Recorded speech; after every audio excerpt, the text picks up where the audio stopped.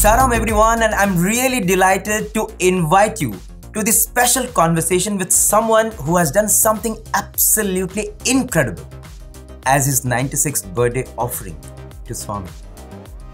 Those of us who are familiar with running and jogging probably would have run 5 kilometers, 10 kilometers, or even 21 kilometers, the half marathon. But imagine doing not just one full marathon, or 2 full marathons, or 3 full marathons, but 4 complete marathons back to back.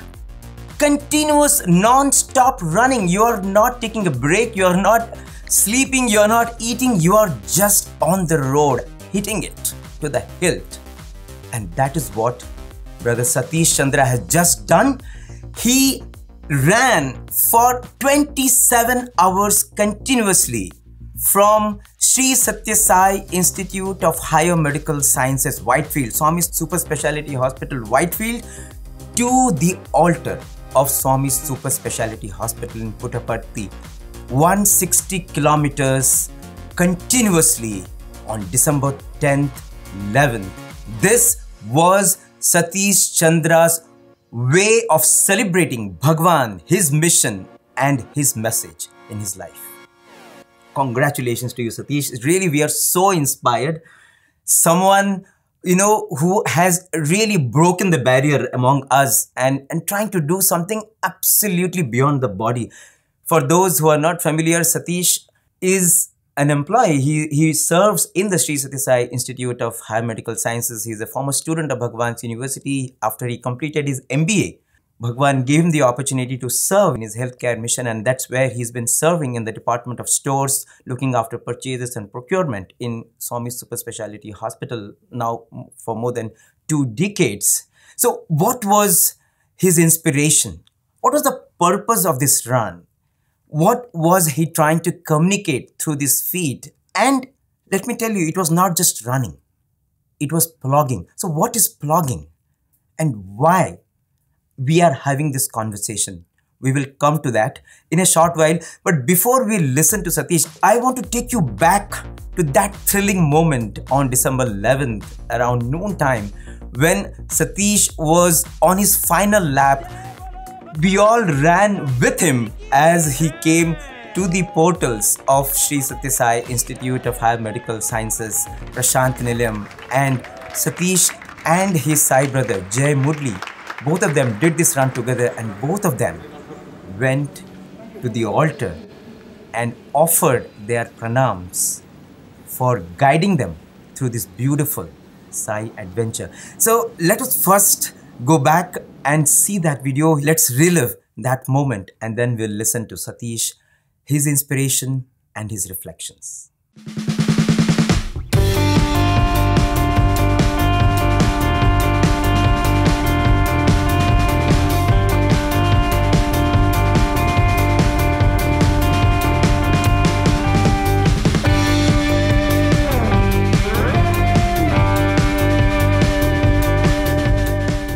So Satish and Jay, from one temple of health and healing to another temple of health and healing, running all the way.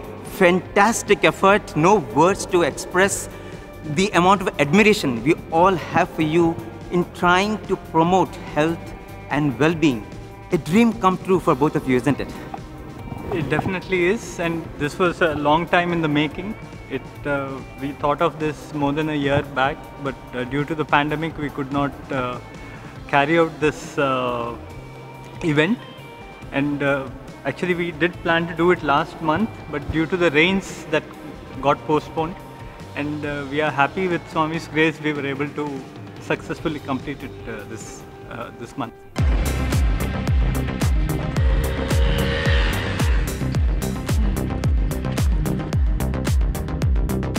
How was the weather and the conditions as you went through this beautiful adventure for Bhagawan? Yesterday, leaving Bangalore was really extremely hot. So we struggled during the course of the day. We took much more breaks, rest breaks and refreshment breaks, so we kept ourselves hydrated well. But we covered all of that up, the distances last night, and we felt the heat again this morning.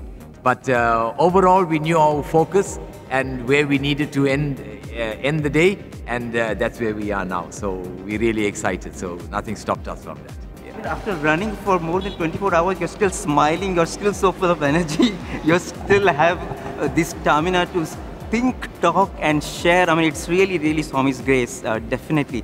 Satish, you are someone who's been running for quite some time. You've done marathons, you've done ultra marathons. So is this something like a pinnacle for whatever you have done till now? It definitely is the most difficult undertaking which I've undertaken. And yeah, I mean, this is purely, I consider it Swami's grace to have showered the required strength to undertake this journey. This was truly humbling for us. This was truly remarkable to accomplish this. Thanks to Swami, you know, we're really blessed to have achieved such an event. Yeah.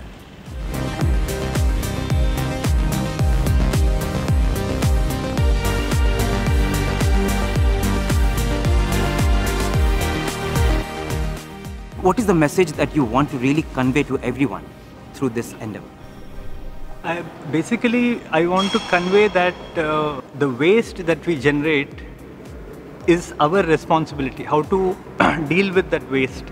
So at SSSIHMS Whitefield, we have, over the past 1 year, we have done a lot of work in terms of resource recovery from waste. We have seen how we can generate wealth out of waste. So this is one of the things which I wanted to convey through the activity of plogging, both in the, inside the hospital and outside as well. Plogging is an activity which not only helps you keep yourself fit, but also it keeps the environment clean. So this is something which I wish a lot more people take up and encourage others to also take up. All the best, and thank you so much for inspiring us in such a fantastic way.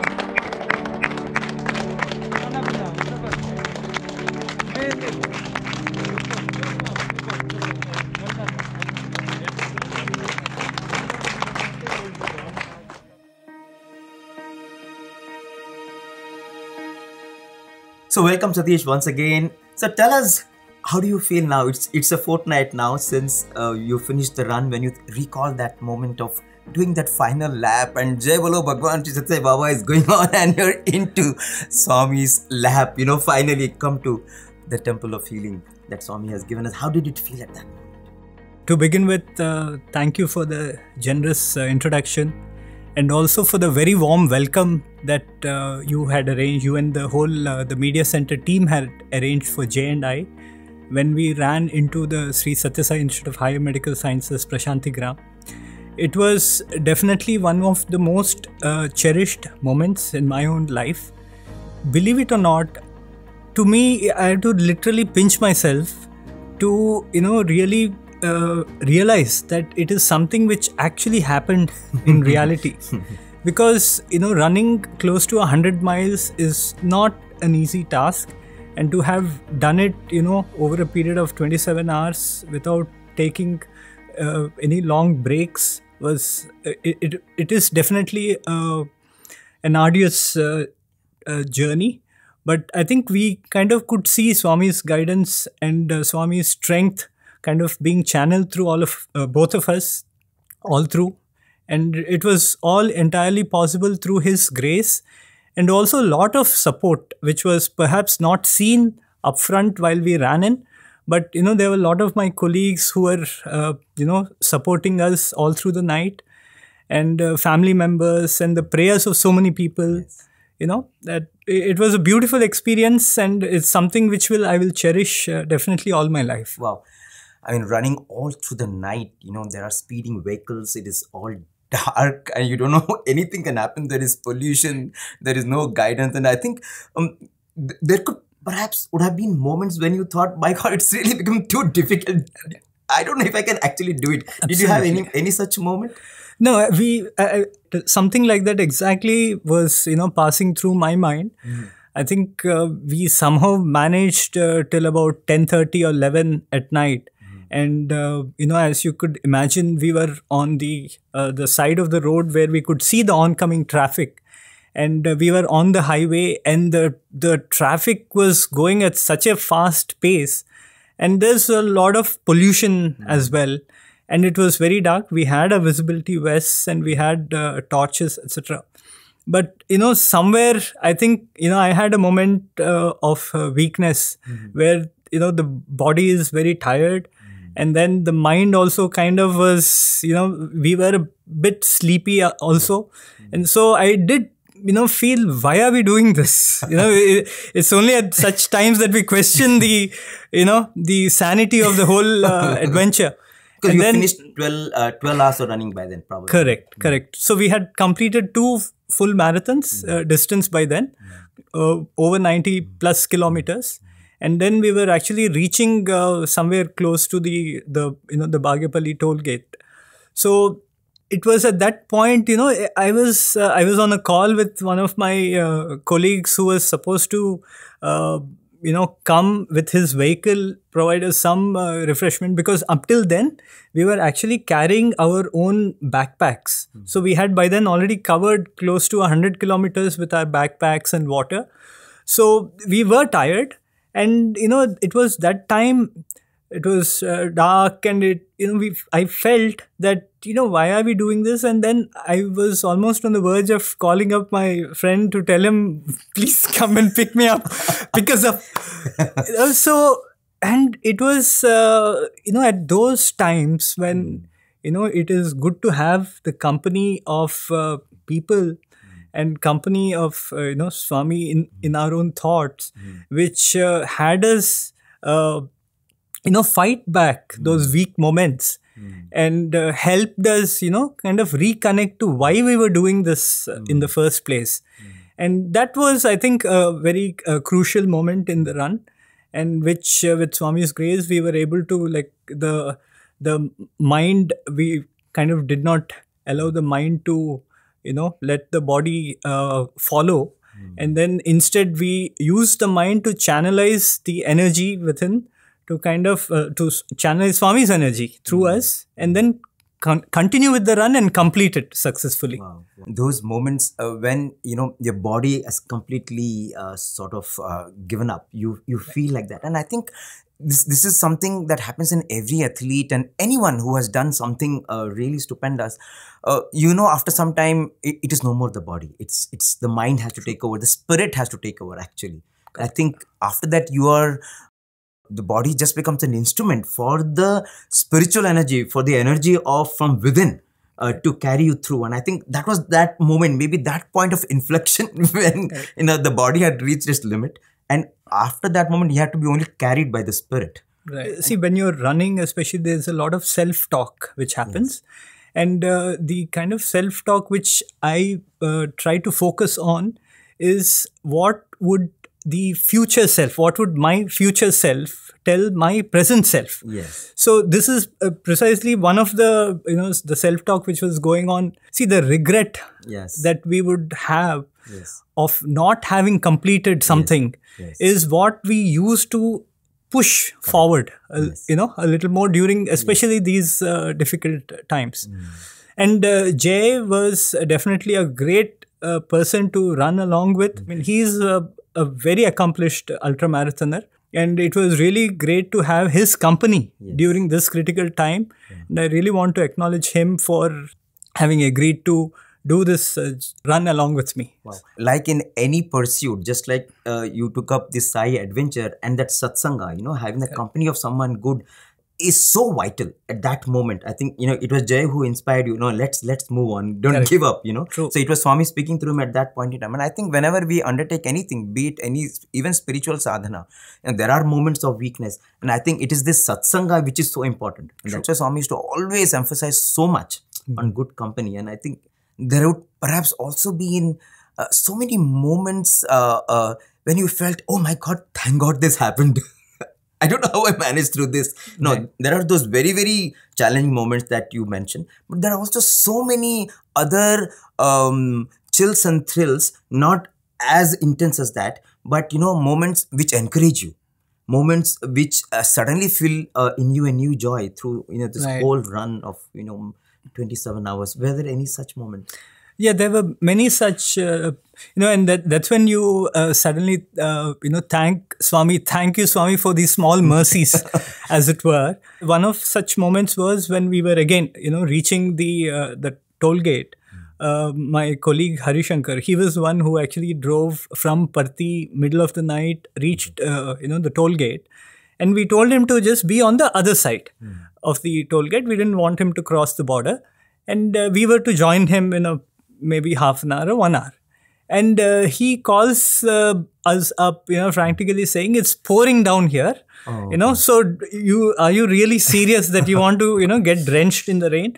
Because running with wet shoes, such long distances, it's prone to give you blisters. So we wanted to avoid that eventuality. But then where we were, it was drizzling and we were prepared for it. We were wearing a rain jacket. So we told him to just hold on. And then, believe it or not, when we actually reached the location, it was bone dry. There was no sign of rain at all. Amazing. So again, this is like, Swami, thank you for this small mercies. And then I remember there was another point when along the run, we were on the right side.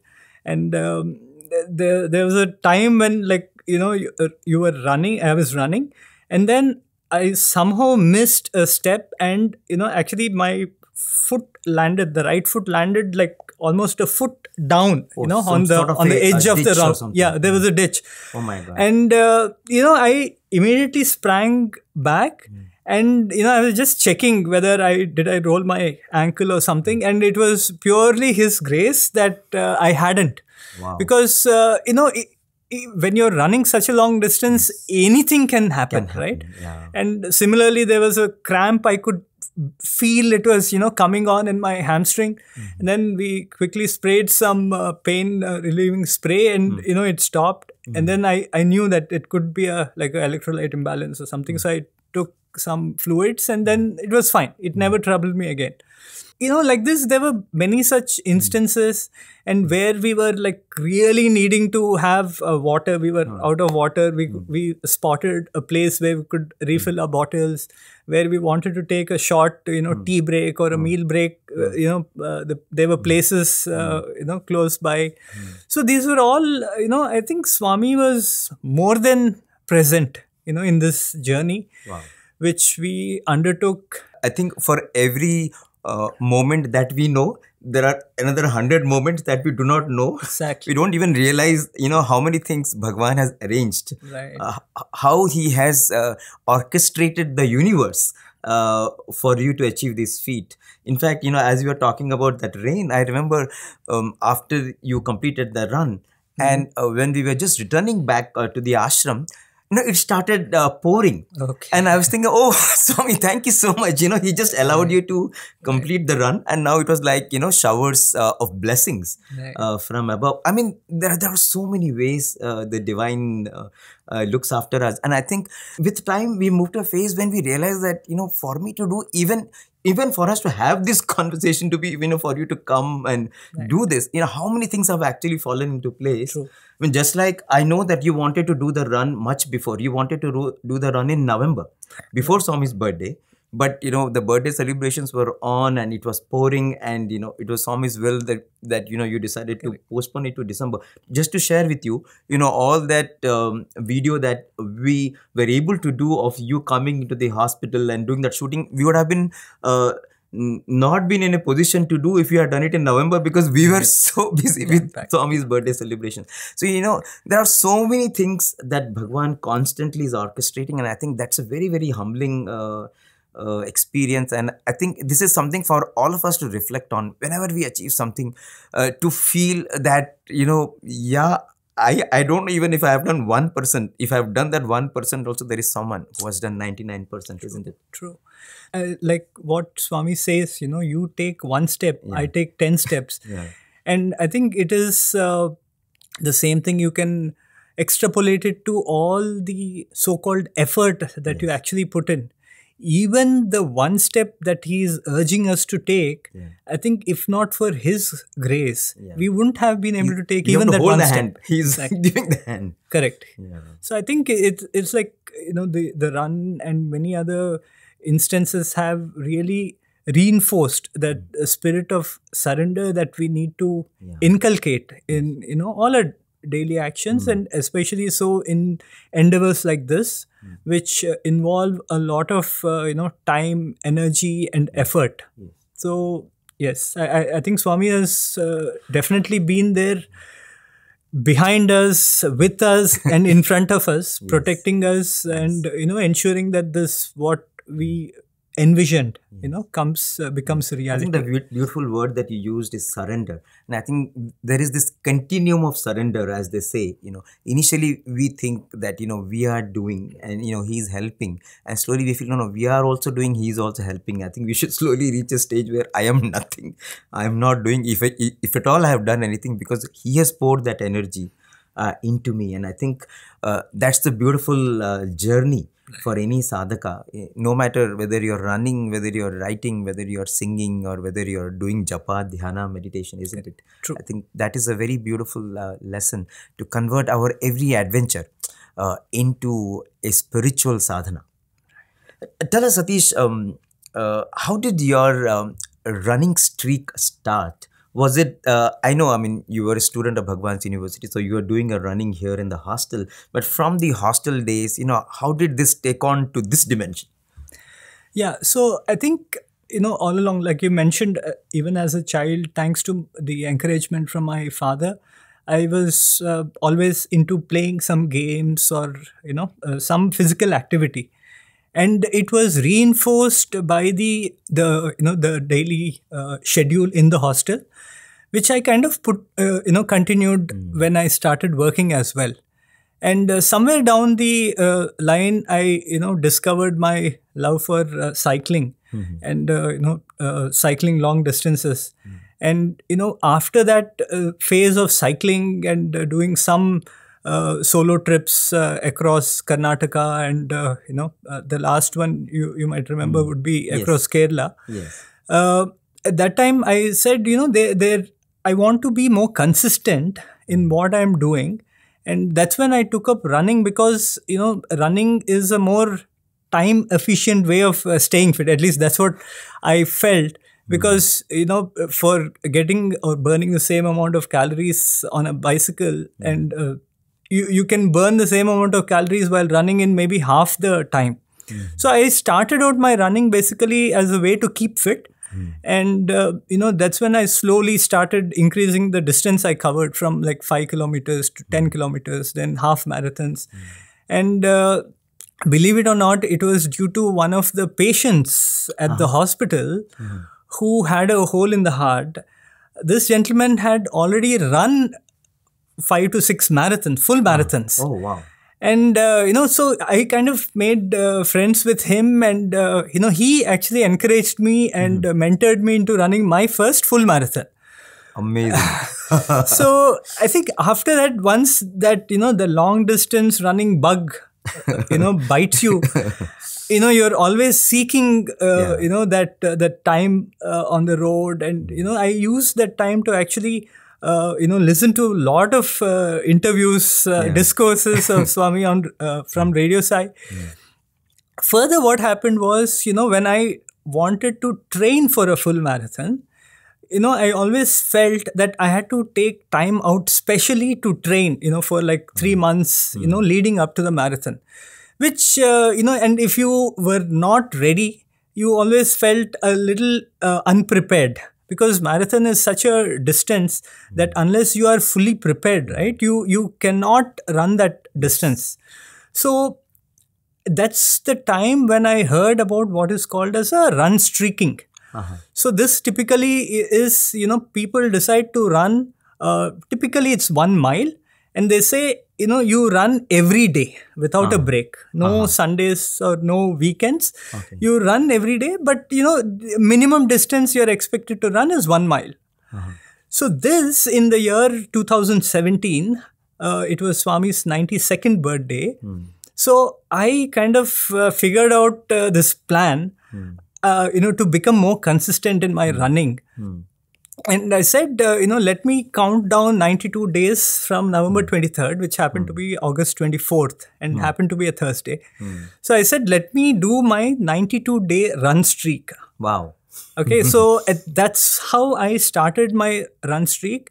And, at that point, it was quite an overwhelming task. You imagine doing something continuously for 92 days. Amazing. Without missing a single day. So many things can again go wrong. Yes. I might have to travel, my kid might be unwell or whatever. Yes. But again, with his grace, I was able to complete, without any break, completed 92 days. And then the 93rd day comes, and then by then it was so much a habit that I said, let me just continue running. When the streak is going, why would you want to stop it? Wow. So that was 92 days, 93rd day. And now I am at 1586th day of running. Wow. Never stopped. Never stopped. Not a single day. Not a single day. It's been 4.5 years. Awesome. That I have completed. I've actually not kept track of the kilometers I've run, but I've easily done more than 8,000 kilometers during this time.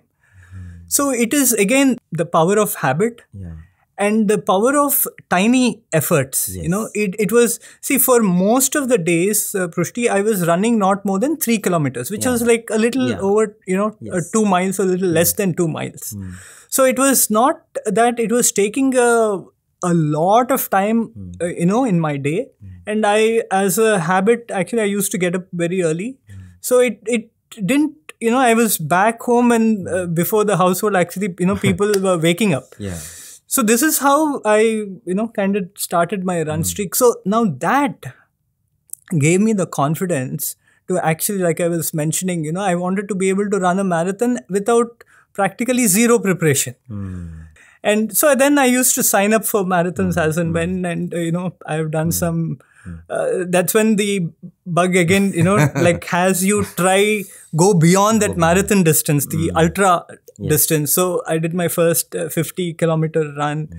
And then in July, since, like I was telling, we had this preparation to do this last year. But then because of the COVID pandemic, we had to postpone it.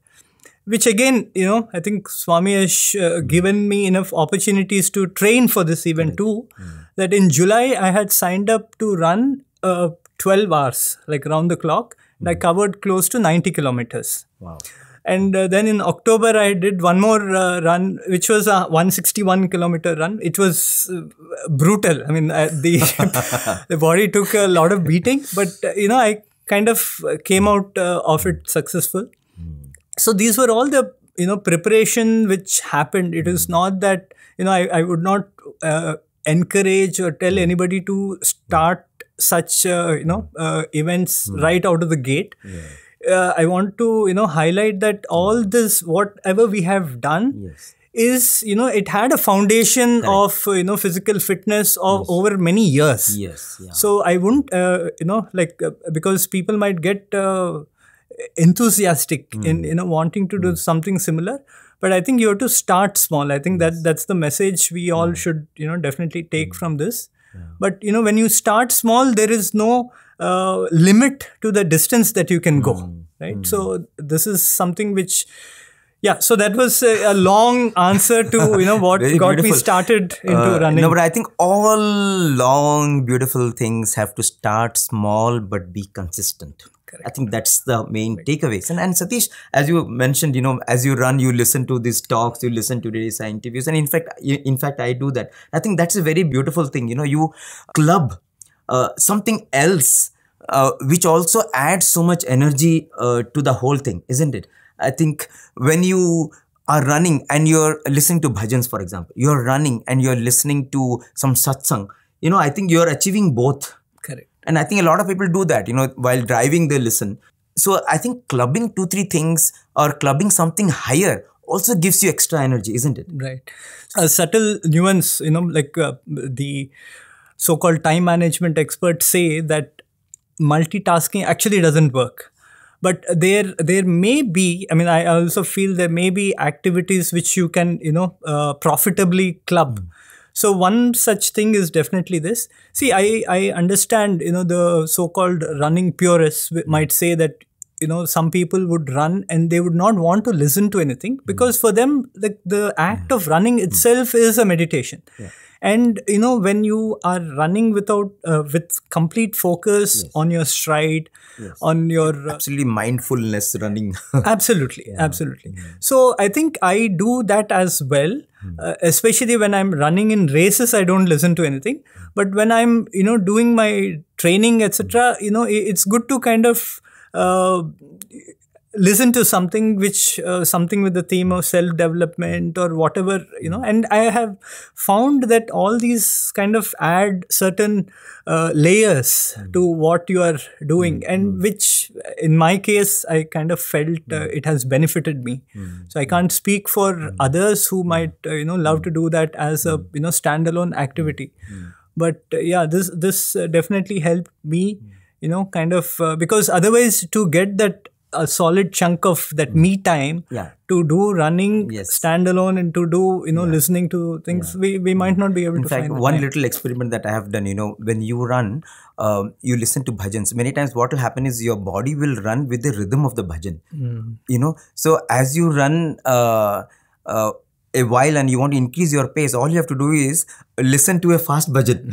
Change the bhajan and your body will automatically move in rhythm of the bhajan. There are those little, I think everybody will figure out their own ways of, filling themselves with, new energy. When Satish did the cycling adventure, 450 kilometers on cycle from the northernmost town of Kerala to the southernmost tip of India, continuously on the road for 9 days. And it was not just cycling.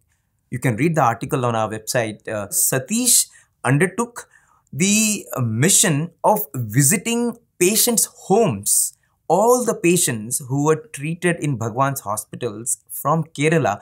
So every city he stopped, every town he stopped, he had taken the database of patients who were treated in Swami's hospital and he went to them and he spoke to them. He shared Bhagawan's love with them. So that was such a beautiful dimension to the whole thing, isn't it, Satish? Absolutely. Again, one of the most cherished moments in my life. And I think like you started this point about, blending together, your passions. I think that is where I feel a lot of us have a lot to gain from. So, there is this Sai Rehab program which has been running successfully in Kerala, and now it has expanded to almost many other states in the country. So Sai Rehabilitation Program is an endeavor where the doctors stay in touch with the patients who are treated in Bhagawan's hospital. They don't have to come back to the hospital for follow-up. They don't have to spend that money and time because most of them are from very weaker sections of society. So the local doctors there call them up and have these sessions so that in their own city, in their own town or in the nearby town, they can have a second round of consultation, right? Correct. And my message was in a sense very unique because see, there's absolutely no time for our doctors who have actually treated the patients to go visit them in their own homes. But here I was with this, opportunity to meet the patients and share the love that the doctors and the directors and the staff, convey to the patients, saying that Swami sends his greetings from must have been such a moving moment for them. It was. And I think that was something which stuck to me, the fact that, I could do it on my own steam. I'm riding a bicycle and then also visiting these patients. Of course, it was like there was so much support from the Sathya Sai Seva organization in Kerala, and especially Mukundan sir had helped, they taken a lot of pains to host me in various, homes. It was a very beautiful experience. And I think something similar had happened with this too. It's a nice segue into, talking more about the cause behind this run as well. You decided to call this run as not just run. It's not running. You said it is plogging. So tell us about plogging. Right. Yeah. So plogging is something which came into the lexicon very recently, about 5-6 years back. And it is basically a Swedishman who had started this activity.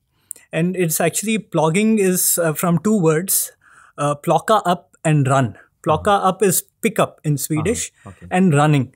So basically this gentleman in Sweden, he had suddenly begun to see that there's a lot of litter, around his hometown.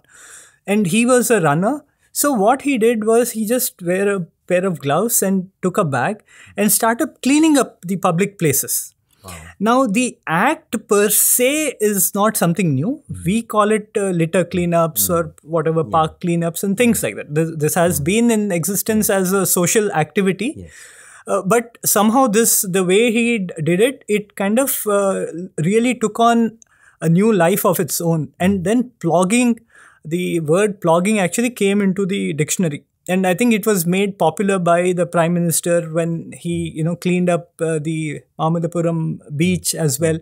So it received a lot of, public attention. When I came across plogging, and then I said, let me try and integrate that with my daily runs.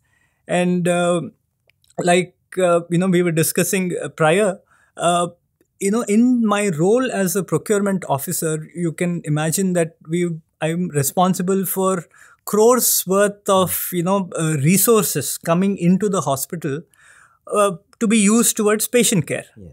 But what most of us don't realize is the amount of waste which gets generated in a hospital or any organization for that matter. Now, my kind of focus early on this year was towards how are we dealing with that waste. And then when I kept reading more and more about solid waste management and the challenges therein, then I realized that is an area which all of us would need to give some thought to. So specifically, what happened was that so I am not only for the procurements, I am also responsible for the sale of scrap in the hospital. And I realized that a lot of, paper and single-use plastic bottles, all these things were getting thrown out, as part of the regular general garbage. Then I kind of realized that there is a lot of wealth in that waste. And we started this activity of segregating these waste. And believe it or not, over the last close to 1 year, we have been able to recycle close to 15 tons, of paper, plastic and metals as well.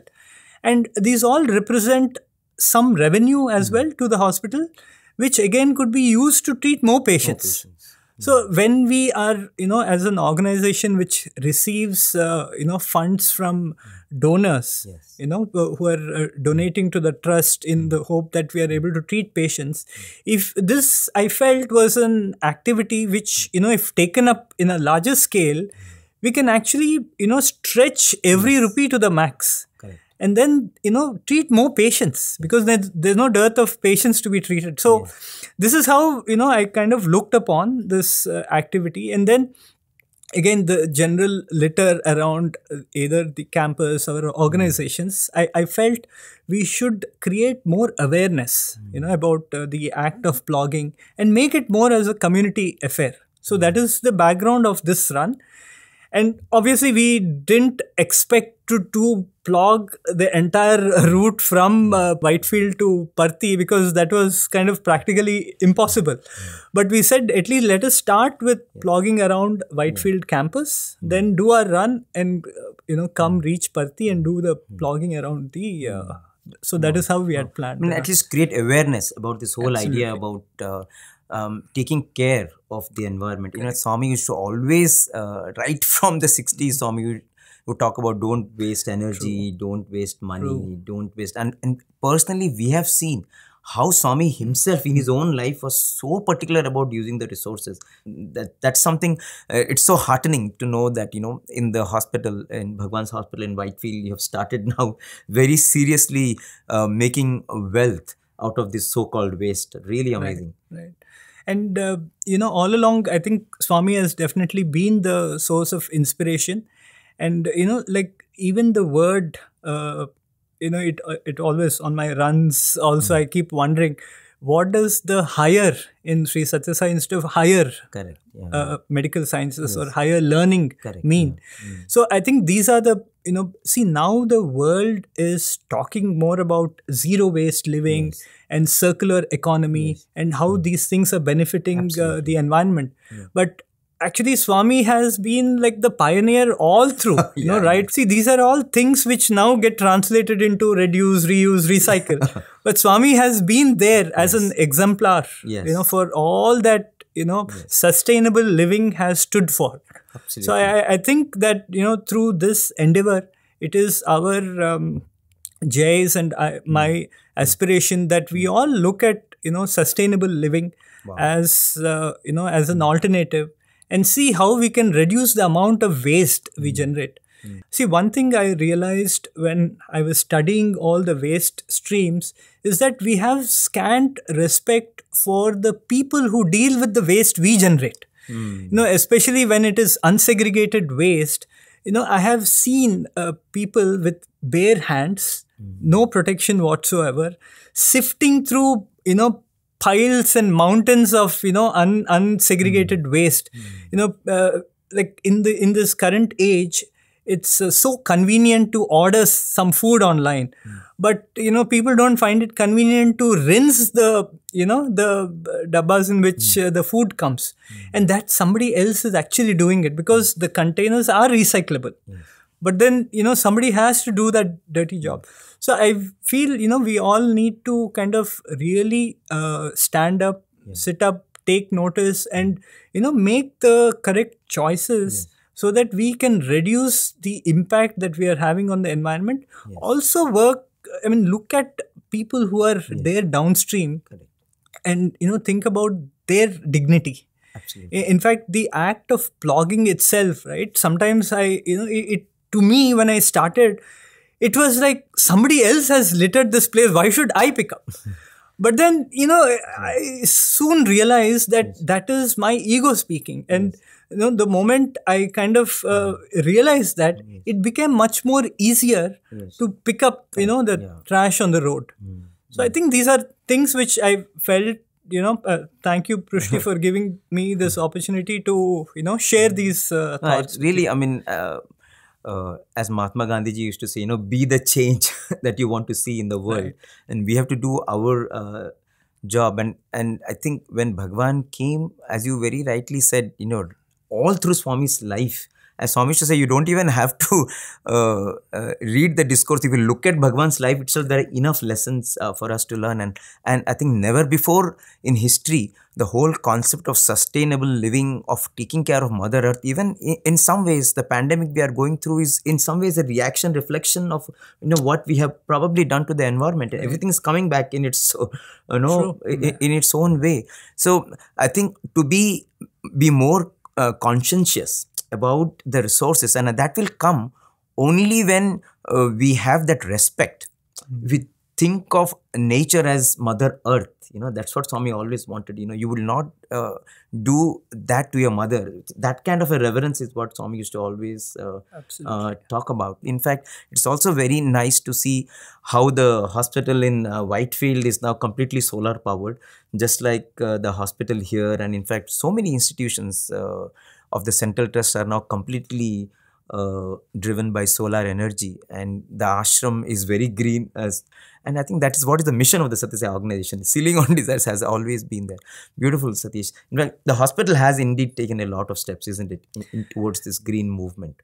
I think among Swami's institutions, Trust had permitted us to have the first, small 100 kilowatt solar plant. That was like a pilot plant before we kind of branched into installing megawatt scale plants in all of Puttaparthi. In fact, sometime back when the Bangalore metro was coming up, and there were more than 100 trees that had to be uprooted and transplanted in the whole area where the hospital is situated. There are a lot of companies, and nobody was willing to give land. Actually, Swami's hospital came forward and gave space for all these more than 100 trees to be replanted, and they're all really beautiful. Satish, I think when we think deeper, spirituality runs through everything. The way we treat environment, the way we speak, the way we run. When Swami's message seeps into everything of our lives, and today as Sai devotees, we want to become better. We have to think how we can internalize one little thing that Swami has said, isn't it? And I think maybe that is one way to celebrate our new year, isn't it? To think about one little change, maybe bring in one little habit and make it consistent, or bring this one little change in my lifestyle and say, Swami, this year, there's a new year beginning now. I'm going to do this and I'm going to be consistent, isn't it? That would be something very beautiful. Right. Yeah. So, I mean, if you're asking me about what could be that one thing, so I want to just leave people with this thought that on Jan 19th, 2022, the Whitefield Super Specialty Hospital will turn 21. Okay. And, 21, of course, you can talk about the spiritual significance of 21, the 21 Omkars, but for a runner, 21.1 is the half marathon distance. So if, people want an excuse to kind of get started, especially around the new year, people talk about their, going to the gym and, all those new year resolutions come in. Yes. So I'm not a great fan of resolutions, but certainly I think that you can use this as an opportunity to, start, if there is some way to make this possible, like you can run 21 kilometers and need not be in a one single go. Yeah. You can run like 1 kilometer, run or walk 1 kilometer. We'll make it as easy as possible. Run or walk 1 kilometer a day for 21 days. Yeah. That is what possibly might get someone, who is not doing any physical activity, because physical activity is definitely, like one of the strong pillars that one should have before we, think of progressing any further. So that is something which I can think of, and, you can come up with, No, I think definitely. Things. I mean, to do even any spiritual sadhana, first you have to maintain your health. To do seva, if you want to do seva also, first you have to be healthy before you want to go and serve someone else. And I think that is absolutely at the foundation. We have to be very healthy. We have to be fit. We have to dedicate time for the maintenance of this beautiful temple. This is the temple that Swami has given us, and we have to give it time. We have to respect it. As you've given a very beautiful clue. So maybe we can think of it as, can we all take up as a tribute to Swami's hospital, Sri Sathya Sai Institute of Higher Medical Sciences, Whitefield. Can we take up a 21-day challenge and let us do it as an offering to this temple of healing that Swami has created for all of us? It could be 21 days of running, 21 days of walking. It could be 21 days of any consistent activity that helps us become fitter, helps us become happier, that increases our willpower and makes us stronger to walk on the path that he has shown us. Thank you so much, Satish, for this lovely conversation. So many lessons learned, and I know there is much more that you have to share in terms of inspiring us, to go beyond our limits. And we hope that, we can meet again, and really looking forward to a conversation with your Sai brother who ran along with you, Jay Moodley, also sometime very soon in future. He also is a very, very inspirational person. All the time, he was, after completing that run of running nearly 160 kilometers, he was still just smiling. It was almost as if he had just completed 1 or 2 kilometers of running. That is how energetic he was.